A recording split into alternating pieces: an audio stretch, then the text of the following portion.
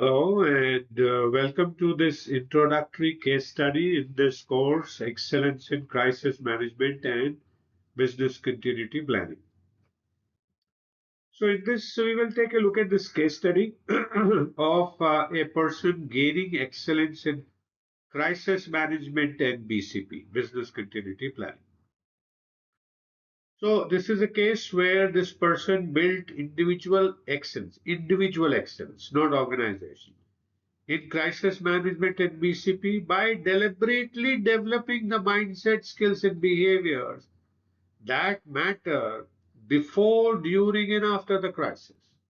So it was a pretty proactive step that this person did. Let's take a look at what did this person do to become from a reactive manager to crisis ready leader. So the starting point was, that this person called, let's say, for the sake of identity protection, Arav 34, name mask, face mask, who is an operations manager in a global services firm. And he has, because of the good practices, a documented BCP, but he has never faced a real crisis. And he feels confident in paper, but uncertain in practice.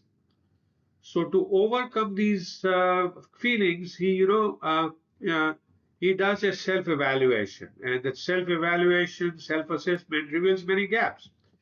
In the area of anticipation, he thinks he rates himself as low. He says he figures that he's unproven in making decisions under stress, and the stakeholder communication is not consistent, and he has limited scenario thinking. And his learning from incidents still is ad hoc, not systematic. So, what his goal? He sets a goal for himself to, you know, by saying that I don't want to manage my first crisis. I don't want to manage my first crisis during a real disaster. So he wants to practice in safe environment of AI, right? And or in real life itself. So that's where he starts. That's the starting point. So what he does is he starts by developing his crisis anticipation and scenario thinking capability. Because the challenge is that the BCP assumes a single point failure. The BCP mentions one at a time. If this happens, this is what you do. It doesn't tell you if there's a multi-point failure, what should you do? So what Arav does is, he practices scenario mapping, right? For the 2, 3 scenarios like cyber plus infrastructure failure, vendor failure during peak period, and also ask the question, what if this happened next? That kind of thinking he starts developing. And he learns to think in chain of impacts, not isolated events, which is the limitation of, PCP.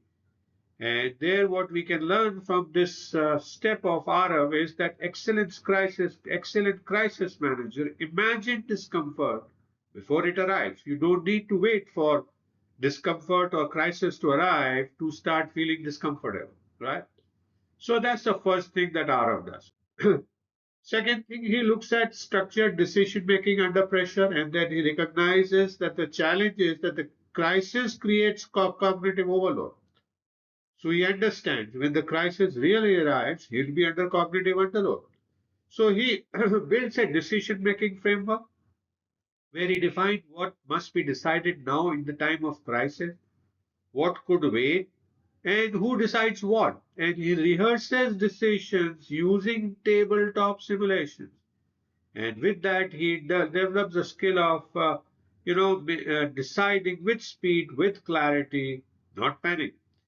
And what we can see here is that the calm is a practice skill, not a personality trait. You can also develop being calm if you practice like Arav did. The third capability that Arav does is, making BCP as a living playbook. Because most of the common mistake that is we treat BCP as a compliance document. BCP is really not a compliance document. It's a guide for you to handle a crisis. So he redesigns BCP. Arav redesigns BCP into simple decision trees. which anyone can understand. Clear activation triggers, what to do when something happens, when to activate a particular plan, and owner-based responsibility. Who should do what? If a crisis happens, who should take what responsibility? And doing this, he practices adapting BCP when assumptions break, which will happen in a real crisis. You know, and the learning here is that BCP guides judgment; it doesn't replace it. So that's how RF does the flexibility in handling a crisis. The fourth area he looks at is mastery in crisis communication, and because he knows that technical managers either over explain or go silent at the time of communication, crisis communication. So what RF does is to overcome this learning gap, he practices situation updates in 3 questions. He practices doing the situation update in just 3 questions. And what were the 3 questions that he practiced on? The first was what is impacted? What has been the impact of the crisis so far? What is stable? What is still not burning? Right? And what is next? So basically, on focusing on 3 questions, he learns to update in very brief in 3 questions. And in this, he learns a very important thing is that you need to communicate certainty amid uncertainty. There's already uncertainty in a crisis. So, to calm the nerves down, what you need to communicate is the certainty what has happened, what is happening, or what is going to happen. You can't go and add uncertainty. That would be adding fuel to the fire. So, avoid speculation. And what we can learn from this step of Arav is that in crisis, communication is leadership itself, right? So, that's the fourth thing that Arav developed. The fifth thing he worked on was people resilience and emotional control. He worked on mastering that by people. And the challenge is that in crisis, the stress spreads faster than information. People speculate. And what Arav did in this part of the development was he learned to rotate critical roles, so that everyone develops this emotional control and resilience and watched fatigue indicator in his team and provided psychological safety to people so that they remain resilient and their emotions are under control. And what we learned from here is that, people collapse before systems do. So we need to take care of people becoming resilient so that they don't collapse before the crisis makes your system to collapse, right?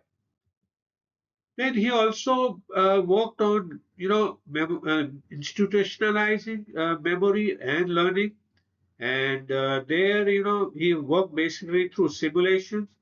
And after each simulation, he conducted a no blame review in which he asked few questions like what surprised us, and it was a team review. So he asked everyone what surprised us, what way did we hesitate, and what of our assumptions, which of our assumptions failed, so that we were kind of unprepared.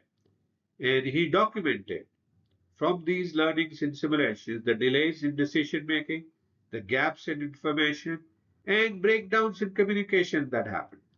And what the whole team, along with him, learned that every crisis is a rehearsal for the next one. So, if you want to avoid a real crisis, keep rehearsing through simulation. So, what are the core capabilities of excellent crisis and BCP leaders? Right. So, there are 6 of them we would point out here. One is to anticipate compound failures, not simple single failures, because the crisis won't come in a single failure. You'll be lucky if it comes that way. Then you should develop the capability of deciding ambiguity. When the crisis happens, you would have very clear plans. Then you need to adapt plan intelligently. You have to think on your feet on the spot.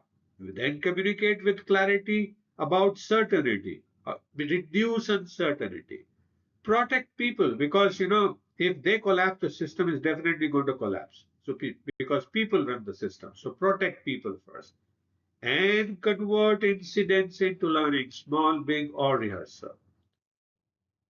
So, what is the final insight from this case? See, what we need to see is that a crisis excellence is not built during the crisis. In crises, you are handling the situation, you are recovering from the disaster. So you are using the excellence level that you have built so far. Now, the crisis excellence is actually built during the quieter times through deliberate capability development. So that's the final learning I would leave you in this case. Right. So what do we do next? So we start looking at how to manage crisis in an excellent way, and we will look at an overview of crisis management and also a few excellence case studies as we go forward in the next set of lectures. So thank you so much for watching this introductory case study. I hope you beginning to learn new things, beginning to enjoy, and I do look forward to see you again in the next set of lectures.